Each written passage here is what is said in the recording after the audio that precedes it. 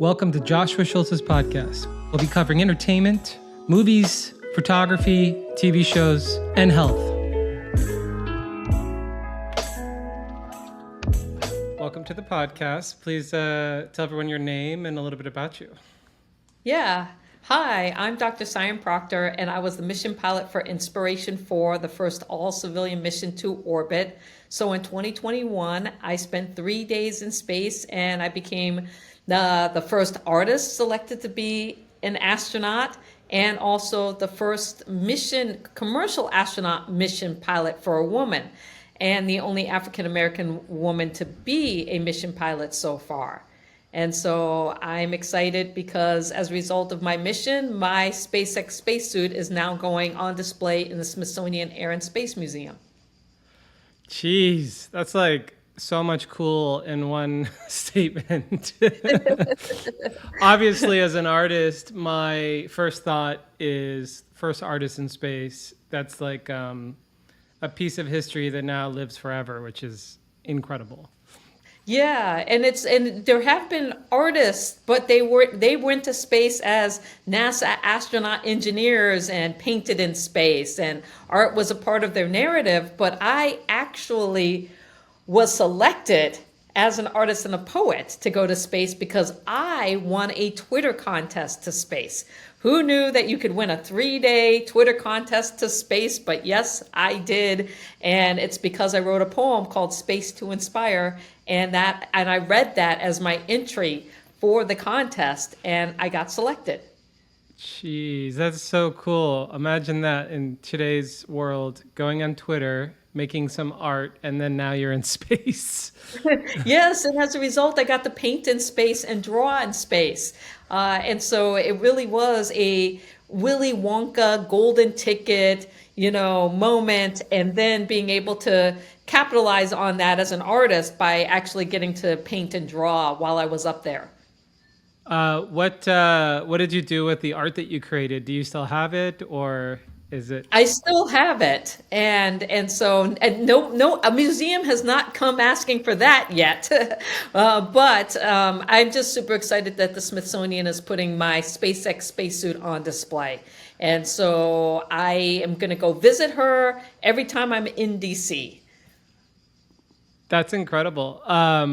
Has it gone up already? Have you seen it, or? No, it goes on display July 28th. So I'm in Italy right now on an artist in residence, and I'm actually flying back to the United States, and I'm going to do a meet and greet at the Smithsonian it's a new exhibition that's opening called Futures in Space, and I'm going to go for the opening and do a meet and greet for about an hour. When are you going to do that? For July 28th. July 28th. Oh, that's so cool. Yeah. When I was a kid, my dream was to be an astronaut. So I built a spaceship in my backyard with ropes attached to it, and I would make my brothers and sisters like pull on it, so I felt like I was in space. And I had like a VHS of Space Camp, and then I would watch that and Apollo 13 just over and over again. That's amazing. I've been chasing space my entire life. I was born on Guam because my dad was working at the NASA tracking station during the Apollo missions. So my family was there for 4 years, yes. So I'm a moon celebration baby. I was born 8.5 months after Neil Armstrong stepped foot on the moon. And I'm the youngest of 4. I am definitely a moon celebration baby.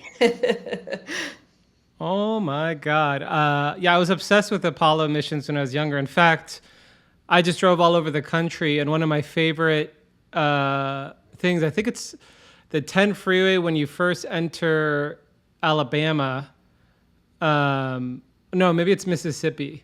I think it's Mississippi. Right when you enter, there's a huge Apollo rocket right off to the right on the 10 freeway, and it's like a NASA museum or something. But every time I'm on the 10, I see the Apollo rocket, and I always forget how massive rockets are in real life. You know what I mean? They're like skyscrapers with rocket fuel, which is crazy.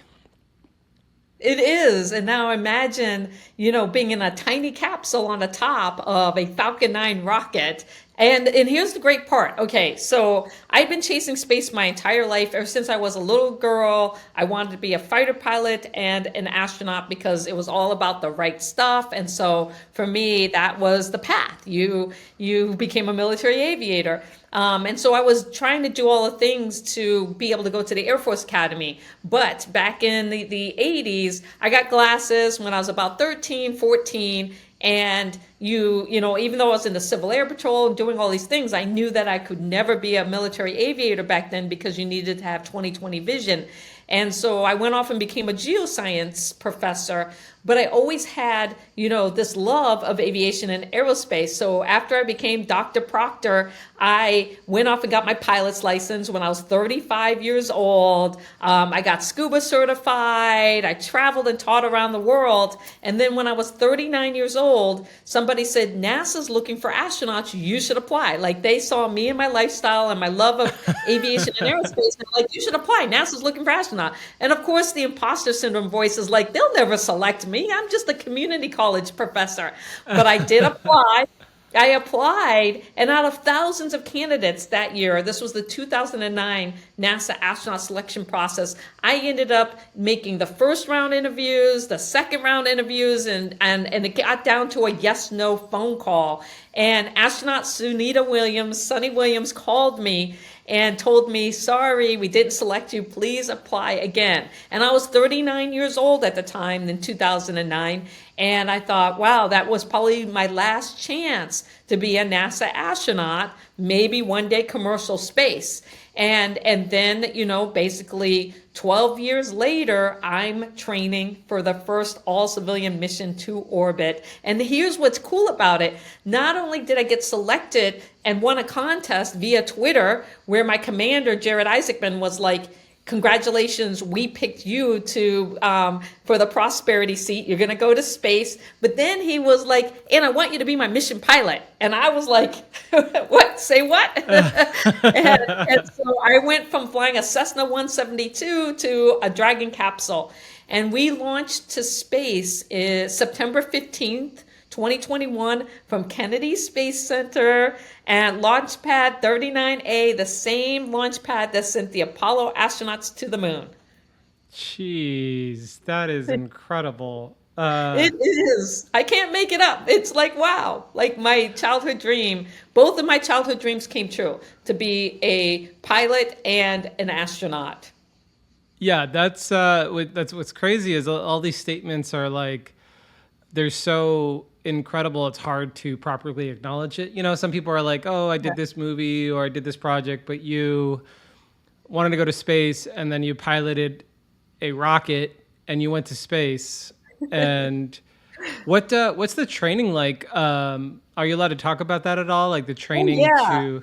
Yep. In fact, we have a whole docu-series. Like it came with a Netflix series called Countdown Inspiration 4. And so I didn't know it when I applied for the contest, but and so they tracked us from selection all the way through training to liftoff and splashdown. And so once I got selected and they announced to the world, it was March, just after my 51st birthday, we announced to the world that, we were Inspiration 4, and we started training, and we trained for just under 6 months. So you can imagine, as a geoscience professor, I'm not an engineer. I had a ton of stuff to learn in a very short period of time, because SpaceX was like, you want to contest to space. If you do not qualify as the mission pilot, you are not flying. And I was like, oh my goodness, what does that mean? And they were like, stacks. I had to learn all about the Falcon 9 rocket and the Dragon capsule and all the systems, because it's an autonomous system. So it's got flight computers that run through its sequences. So you're not like the traditional Apollo astronauts flipping levers and doing all that stuff. You have a touch screen that you can control. But our main job, me and my commander, Jared Isaacman, is to monitor what is happening with the flight computers. And then if you have a situation where you get an alert or alarm or something goes wrong, you know how to mitigate that. And so it really is about knowing all of the systems, becoming a systems engineer in a very short period of time so that you can, have that situational awareness. And so I studied and studied and studied. But as a teacher, I always tell my students that you can learn anything at any age. And this was my opportunity to show them that, that is true. You can learn anything at any age. Yeah, I feel like, as an artist, my philosophy is I will never finish learning. So every day I try to learn something new about film, photography, filmmaking. And I know that in my entire life I'll never learn enough. But I always am trying to learn more, which makes me, there was this question I always thought about, especially my dream becoming an astronaut as a kid was, what is the physical feeling like between takeoff, like that, what does that feel like? And then the moment where you go from, the G-force to zero gravity. Okay, I'm just gonna say there's nothing like floating in space. It's awesome. But and so you can imagine you're strapped into the Dragon capsule, and as the mission pilot, and you're watching as we're counting down to zero, and it's funny because, people always ask me, was I afraid to go at that moment? And I was like, no, I was like, light it up, let's go. And you're always worried that you're going to scrub. And so you get down to the last 20 minutes and you're like, we're going to do this. And then finally, it counts down to zero and, the Falcon 9 comes to life and you feel that thrust pushing you back. And it's one of those times where, you want to sit back and really take in all of the sensation. But as the mission pilot and the first Black woman to be a mission pilot, I was laser focused on my job, which was watching the flight computers and listening to my commander as, he's calling out different markers along the way and what SpaceX is replying. So I was hyper focused on my job because the thing about being the first is that you do not want to mess it up. And so we had to, so Jared and I really had, our job to do, whereas Chris and Haley, the two mission specialists, they basically could sit back and kind of just enjoy the ride and take in all of the sensations. So for me, I remember counting down. I remember being the thrust pulling me back, but I was really concentrated on what was happening with the flight computers and monitoring my monitors. And so you hear the call outs and you're doing all of these things. And what's happening is it's a slow, gradual increase in G-force. And so the pressure that you're feeling builds gradually until about 4.5 Gs. And then, it cuts off, that second stage cuts off. And that's when it gets great because the second stage cuts off and you're like, you stop, you're moving, but you don't feel any, you don't feel the thrust anymore. So the G's stop and your arms just kind of go like this. And you're like, whoa, that's cool. Because now you're floating, you're strapped in, but you're floating. And then again, it's not like I could just sit back and relax. You got a big grin on your face and you're super happy. But, again, there's the flight computer is doing all of these checkouts and you've got to open up the nose cone and you've got to activate the thrusters so you can raise your orbit. So for me, and again, my commander, we were really focused on the task at hand. And it wasn't until we got on orbit and all of those kinds of things that you really start to take it in and you can unstrap and float out and you're in your spacesuit and you got to get out of your spacesuit and clean it and put it away and there's just all these procedures. But once you get that moment to kind of look out the window and you're just like, you can't believe it, you're floating in space and it's just such an overwhelming feeling of joy and happiness and almost deer in the headlights because you're like, I can't believe I made it here.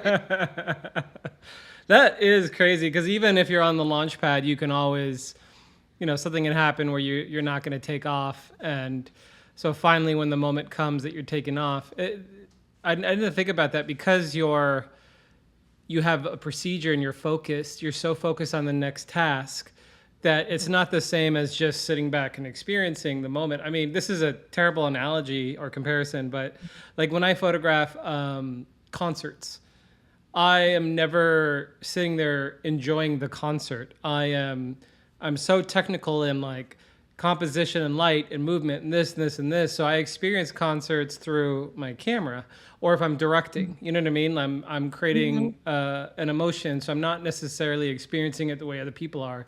So as an astronaut, it must be nice when you're finally floating in space, looking out that window, and you have a moment where you can just be that little kid who's always wanted to be an astronaut, floating in space, looking back at Earth, that's like, I can't even comprehend that. Like for me, I've always seen the importance in like advancing science and space travel and other planets, and like I feel like that's always been our purpose, is to expand and grow and not just stay, in one place, especially if you're thinking about generations from now. And so the fact that you got to go to space on something that isn't NASA, and you got to be a part of history is so cool. But then also the little kid in me is like, you got to be an astronaut. Like, how cool is that? It is. And it's one of those things where, when you're a kid, you don't really realize how impossible that dream is, right? Because you're like, I'm going to be an astronaut. And you just think, oh, how hard can that be? And then, as you get older, the reality sets in. And you think, oh, I may not ever get selected because right now, less than 700 people have gone to space in all of human history, every country, all of human history. It is a very short number, and it's very difficult to achieve that. But, what's amazing is with commercial space now, so many of my friends are flying to space. It's unbelievable. And in the last 4 years, since Inspiration 4, I have just seen so much change and open to access. And it's people winning contests just like me. With another friend of mine, both of us finalists for the 2009 astronaut selection process. Both of us get the no phone call. And then both of us now have flown commercial. I've flown orbital with Inspiration 4, but he recently flew suborbital with Blue Origin. But we both made it to space and we both won contests. That's crazy. It is crazy, right? I feel like it's even a slimmer chance is winning the contest. Yeah. Well, this is what was interesting about Inspiration 4 is that they announced it during the Super Bowl in 2021 that you can win a seat to space, and most people thought that it was just one seat. And if you donated to St. Jude Children's Research Hospital for Inspiration 4, you got put in for the generosity seat. And I just happened to be on Twitter and I saw a video for the prosperity seat, and I was like, "There's a second seat."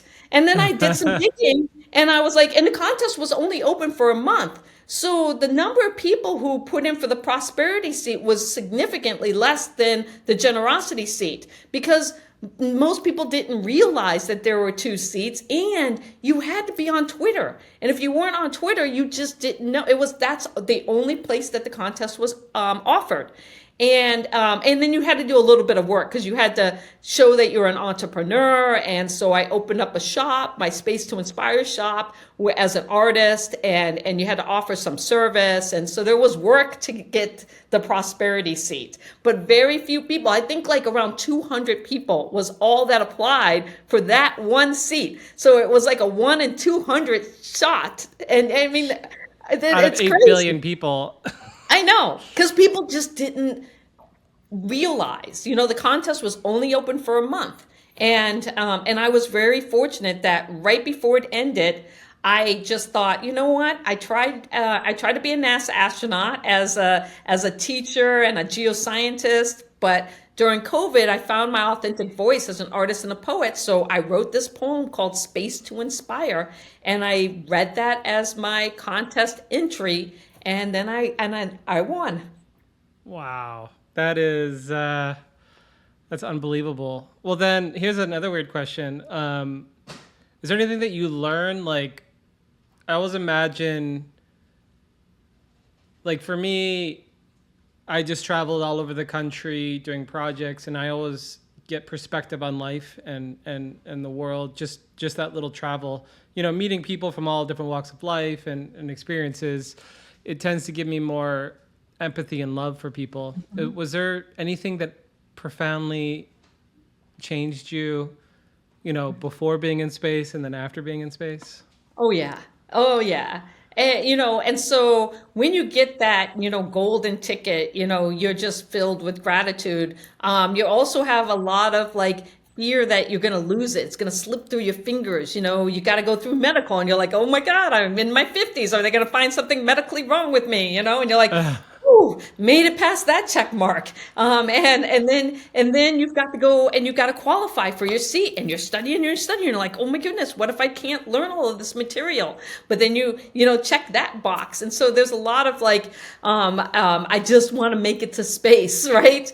And and so there's all of that like kind of pressure to make sure that you're doing and learning, and you're becoming that critical crew member, and doing it successfully. But then you go and you make it to space, and I'm a geoscientist, and SpaceX said, is there anything you want to do? And I'm like, I want to paint, I want to really be an artist. Now I knew about the overview effect, where astronauts go to space and they are transformed by seeing the planet from that orbital perspective. And I knew about Frank White. He's the father of the overview effect. And so I was ready for this transformative experience. But what was interesting is that on our spacecraft, we had the largest continuous window ever flown so far. And they called it the SpaceX cupola. It was a domed window. And when I floated up into this domed window, I was stunned by how bright the Earth is from space. And I literally was like, whoa, this is so bright. And then I looked at myself and I realized I was being bathed in Earth light. And it was the first time. It was the first time that term ever entered my vocabulary. Even though I'm a geoscientist, even though I know that the Earth has a high reflectivity, I never, ever thought of the word Earthlight, but it came to me just like that, because I was like, this is Earthlight that I'm being, like just bombarded in. And it's the most beautiful light that exists. And it made me think about, the phenomenon of Earthlight, and how we know about sunlight and we know about moonlight, but nobody knows about Earthlight. And so for me, it transformed the way I saw our planet as a living system, and that without that transformation into Earthlight, life on Earth wouldn't exist. And so for you as a cinematographer, when you go out and you're doing films and shooting photos out in natural light, that natural light actually isn't sunlight, it's Earth light. It's sunlight that's been transformed by our planet into its own unique luminous signature. Wow, that's so interesting. I remember, speaking of light and Earth light, did you get the chance to watch like a sunset from space and see the Yes. sun go behind the Earth? Oh, absolutely. And so you're traveling at 17,500 miles per hour around the Earth. So you orbit once Jeez. every 90 minutes. So every What? 45 minutes, yeah, every 45 minutes, you're either going into a sunrise or a sunset. So What? we orbited in 3 days, we orbited 48 times. So lots of Jeez. sunrises and sunsets. And it's stunningly beautiful to see the way the light changes as it moves across our planet. And our planet literally changes that sunlight. It reflects some of it, it absorbs some of it, it scatters some of it, and it makes the Earth a portrait in motion, and it's always changing because of that relationship between sunlight coming in and being transformed by our planet. But it's not just that, because when you go into the dark side of the Earth, the side that's not lit, you get to see all of the lights of humanity and our impact and what we're doing to our planet, and how that energy that we're creating becomes a combined energy with our planet. And it's just fascinating. And it overwhelmed me so much that I actually came home and I wrote a science book called Earthlight. I never thought that I would ever write a science book in my life, and I was like, I've got to write a science book about this phenomenon. That's incredible. I wonder, just random thought, like how much of humanity would have more empathy for one another if they just went to space, and they got perspective. Yes, I agree. And just even the terminology. I mean, think about when you say the word Earthlight. Think about how that makes you feel. Like, say it. And I think it's almost impossible to say Earthlight and not get a smile on your face. And we have an opportunity to, define a phenomenon for the world that will make us feel more connected to our planet. And you think about the 1969 Earthrise photo taken on Christmas Day. And it wasn't on the manifest to take that photo, but they took that photo. They were like the Apollo astronaut, like, oh my goodness, hand me the camera. Look at the Earth rising over the moon. And they snapped this Earthrise photo, and it was such a powerful photo that it caused the environmental movement of the 70s, right? Because we hadn't seen our planet from that perspective before. And so there's these few moments in history where you can cause a transformative way in which we see our planet. That was one of them. And I think the term Earthlight is another one that people need to know that term in the same way that we know moonlight, in the same way that we know sunlight. We need to know Earthlight and know and understand that our planet is the reason why it transforms sunlight, is the reason why Earth, life exists. And we can't exist without the way that happens. That's so incredible. Yeah. One of my dreams. Go ahead. So one of my dreams is to go to space and do fine art photography of the Earth from space, and bring my vintage. I have a 1960s Hasselblad, the same one they shot the moon landing with. Mm-hmm. So go back up there and shoot Earth from the 1960s medium format film camera. But I think I saw some photos of you on the ship looking at the window, and I was like, that's the moment. Like, all of that work I would do just for that, to like film and take pictures up there. But what else can you tell me about? So you get to space, your hands start to float. And I'm guessing you probably have some procedure you do, and then you unbuckle, and then you start floating around the cabin. Yep, that's basically it. And it's not a lot of space, and you're one of four. And so you take turns in pairs to get out. And so Haley and I were the first two to, float out. And it's funny because Haley came out basically spinning, and you kind of know, because you talked about training. We did the exact same training that NASA astronauts do. And so we had centrifuge training, and we had zero G, and we had hypoxia, and we had crew cohesion, and and fighter jet training. So we went through all of those trainings in those 6 months, and you kind of know whether or not you might get sick or not, because the centrifuge is spinning you up, and you're like, oh, or you're like, woo, this is great.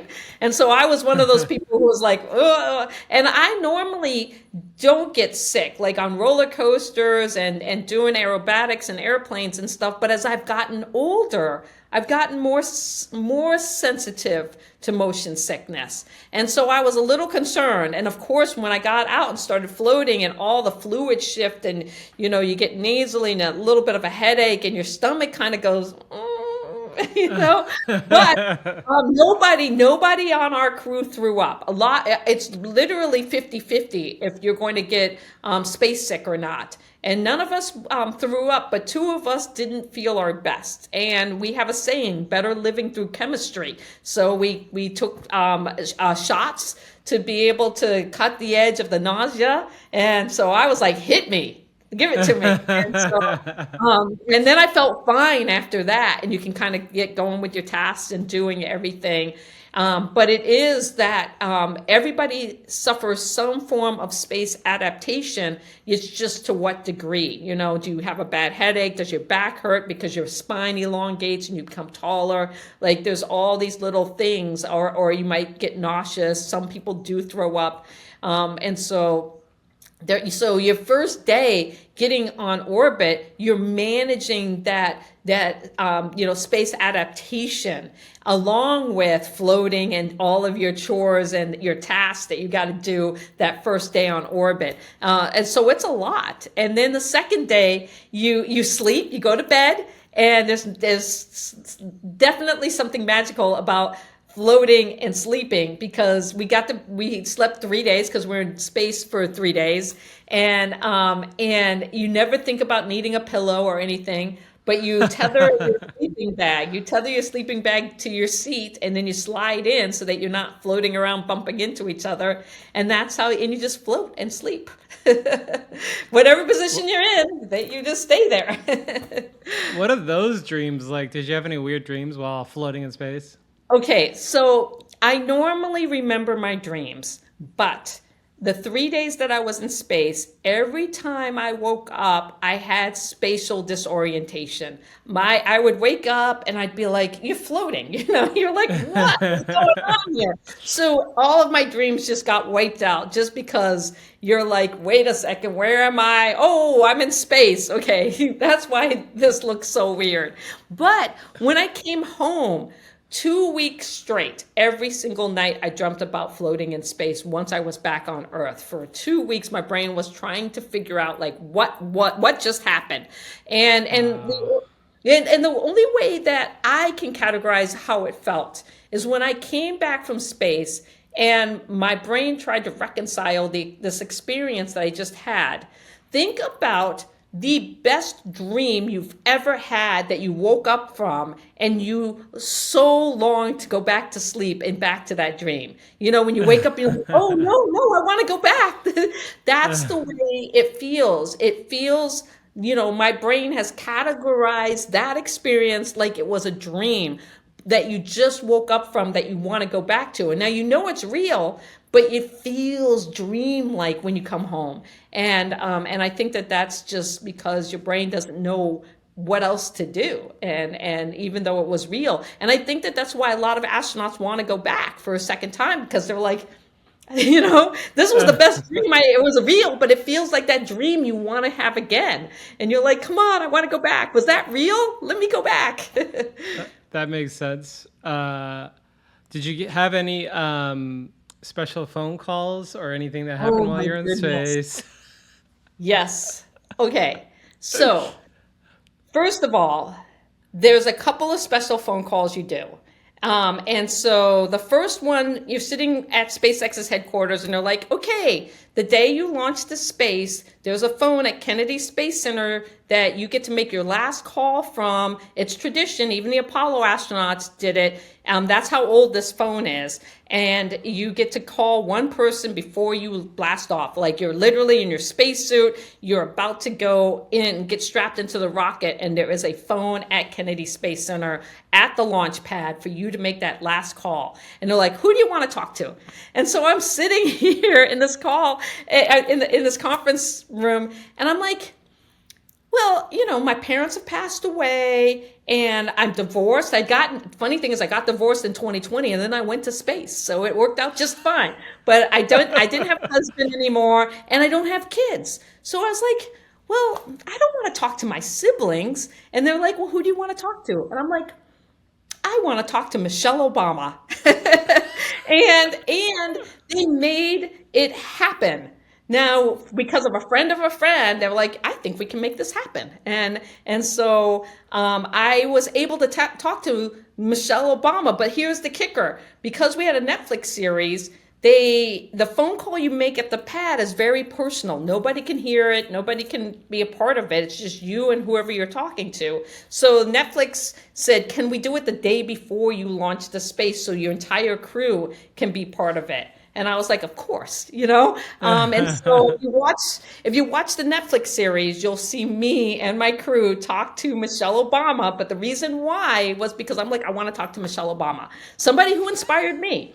And then you get, every day you're in space, you get a phone call. And so again, we're sitting around the conference table and they're like, who do you want to call? Every day you get a phone call. And I'm like, I don't want to talk to my siblings every day. And they're like, who do you want to talk to? And I said, I want to talk to the lead singer of my favorite band. Now, I'm going to let you try to guess who that would be. And to Bono. me, oh, you knew, did you know? You I watched follow my you on thing. Instagram. You saw it on Instagram. So I got I this. saw when you're at the Sphere, Bono did like a call out Oh, to you, and I was like, it must be Bono, because that's pretty Bono. freaking cool. I met Bono when I was younger by happenstance, and he was the sweetest guy. And I literally was walking through a crowd, and he was just in a crowd, and I bumped into him, and I was like, "Are you Bono?" He was like, Oh my "Yeah, do you want me to goodness. sign something?" And I had a magazine. I was like, "Sure, sign this."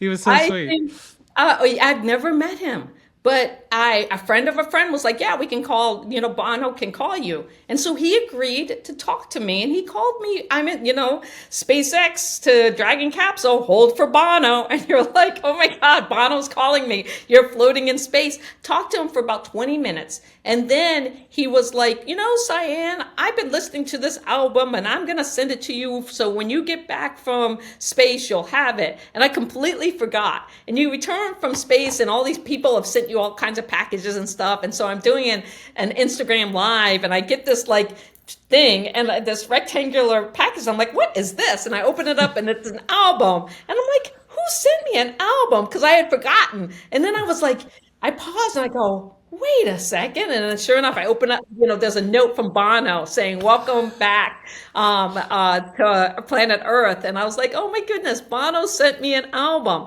So then when they were playing at I the hope you're Sphere, framing all of these things, by the way. yeah, and so I reached out to the people. I've seen them in concert, you too, like 15 times. That's why I'm like, it's my favorite band of all time. And I said, can I come, to the Sphere? And they're like, you're not going to meet Bono. And I'm like, that's okay, I don't care. And so I never thought that he would give me a shout out. And sure enough, it was at the very end, in the encore, the very last song of the night, he does this beautiful shout out to me and plays, A Beautiful Day, which was the song that Haley and I chose to drive to the pad as our launch What? day song, A Beautiful Day. Yeah. Jeez. Wow. They're gonna have to make a movie about you. Uh, Do you know somebody who could? I know of somebody who could, but part of the deal is I have to go to space with you again so we can shoot the movie in space. Oh my God, I'm so for that. But yes, But and so what I learned is ask for what you want. I'm like, mhm. hey, you know what? I want to talk to Bono. Next thing you know, me and Bono have this crazy, like, partnership, not partnership, but relationship, even though we've never actually met in person.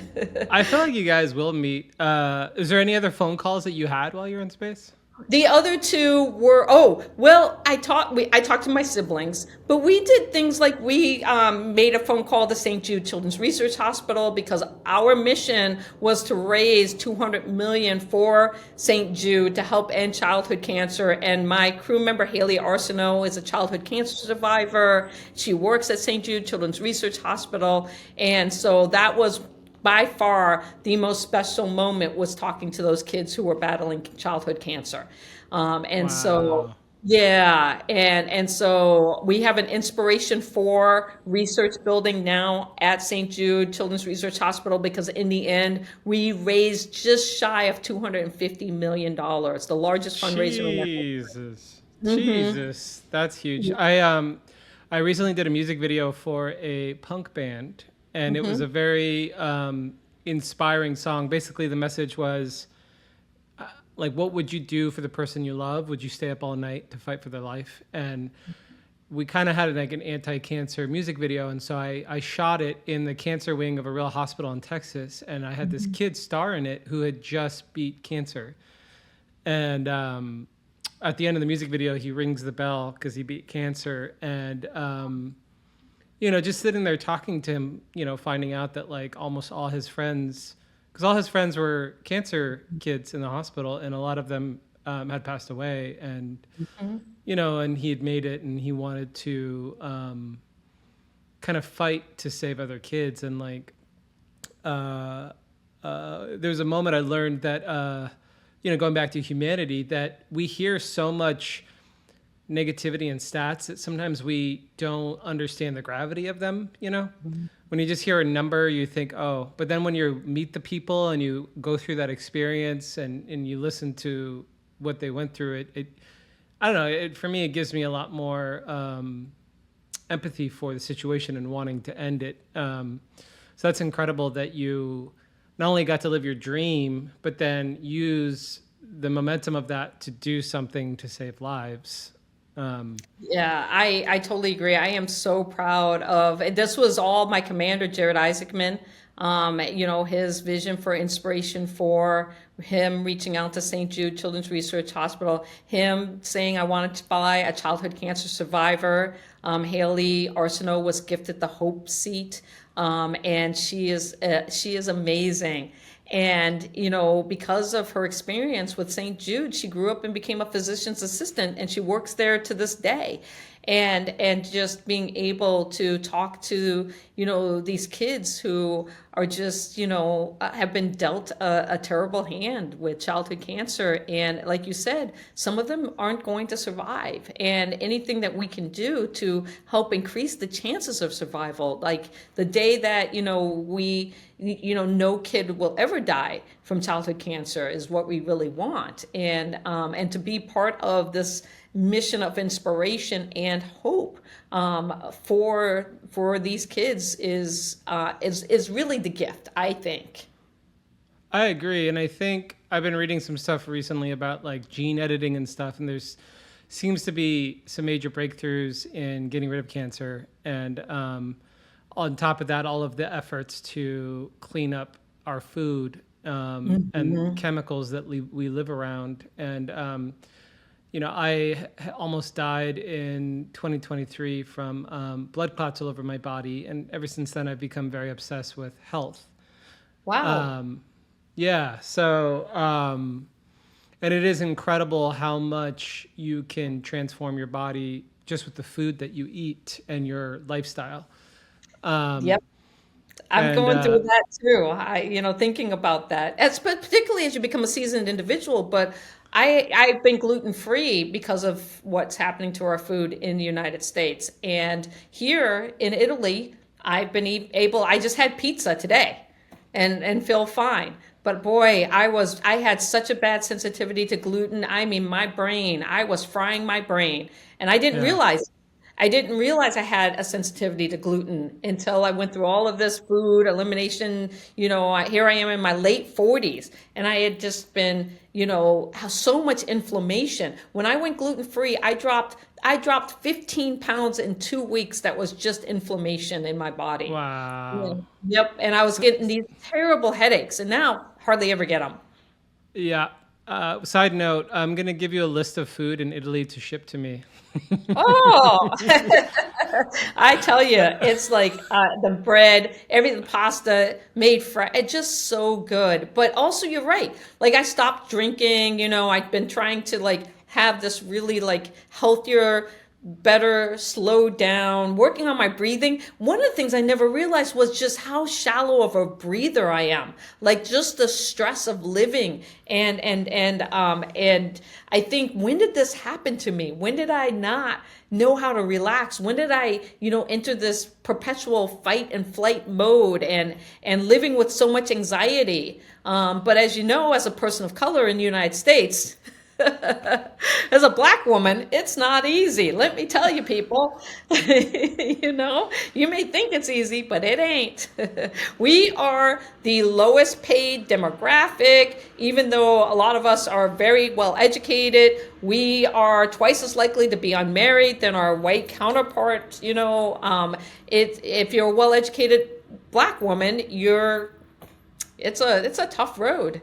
And so I just realized, wow, I've been carrying so much, anxiety towards just trying to be better than the best and making sure I don't mess up. Because again, my parents spent half of their lives in segregation. My mom was born in 1933. My dad was born in 1940. And you think about the civil rights movement of the 60s and them believing in the American dream and education as the way in which you can really level up. And neither of my parents had college degrees, but my dad was self-taught in math and science that he ended up working at the NASA tracking station and had this amazing career, but he died at 48 because of lung cancer.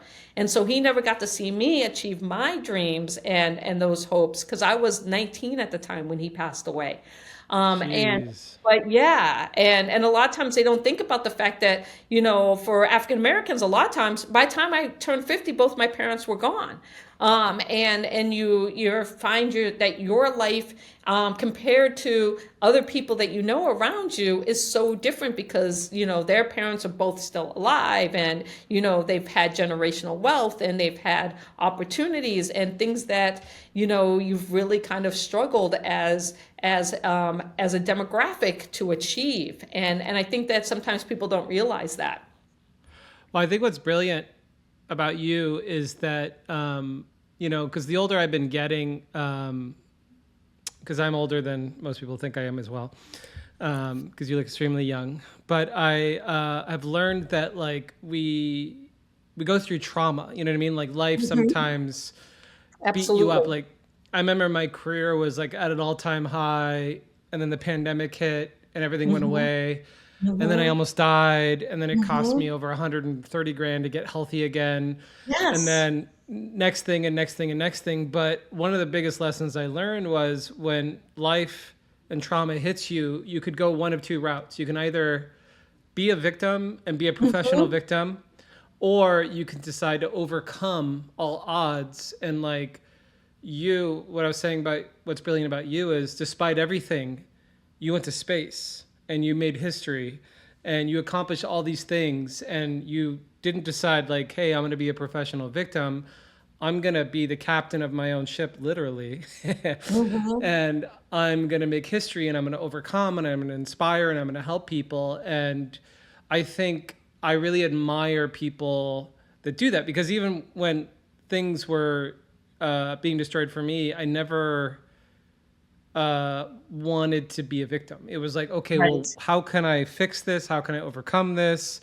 And when I meet other Absolutely. people who are going through something, I hate when it's like all these terrible things are happening to me. And it's like, well, how are you going to fix that? How are we going to beat this? How are we going to overcome that? And I admire what I call warriors, people that say F you to trauma and problems, and, destroy and overcome despite all odds. And anyway, that's one thing I really like about you. I mean, we met randomly in Austin. I think we were both next to they had like an AI face where you could be any actor, and I think I was Tom Yes. Cruise. Yes. But you're absolutely right. And I feel like that has been because of my parents. My dad particularly instilled this belief in me that I could do anything, that, as long as I worked hard and invested in learning and skills for myself, that you don't have to be a victim. And, there might be curveballs that come, but you can find a path forward. And part of that is hope. And I think about the fact that, my parents came out of, poverty and segregation and all of this trauma, like you were saying. And yet they always had hope, and they always were playing music and being inspirational and telling me and my siblings that, we can do anything.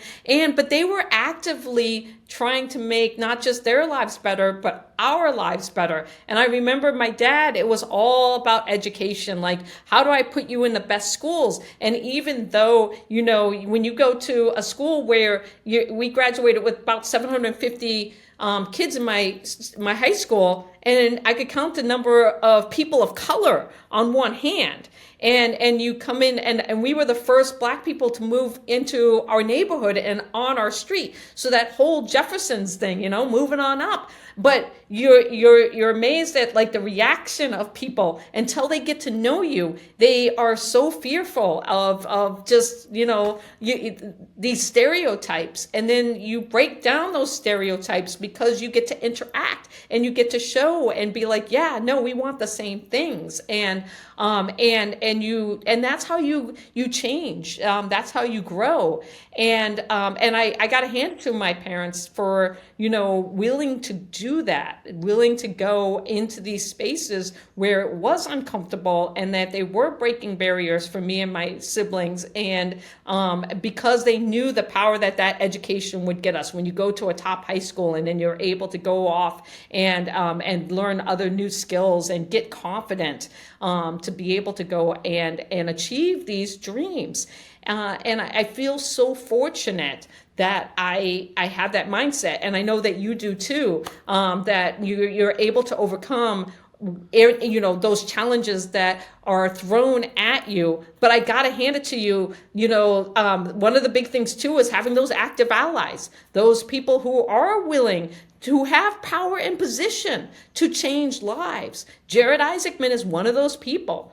He could have bought out the Dragon capsule and took his family or his friends to space. And he said, no, this is going to be a first. It's going to be historic. I'm going to give the seats away.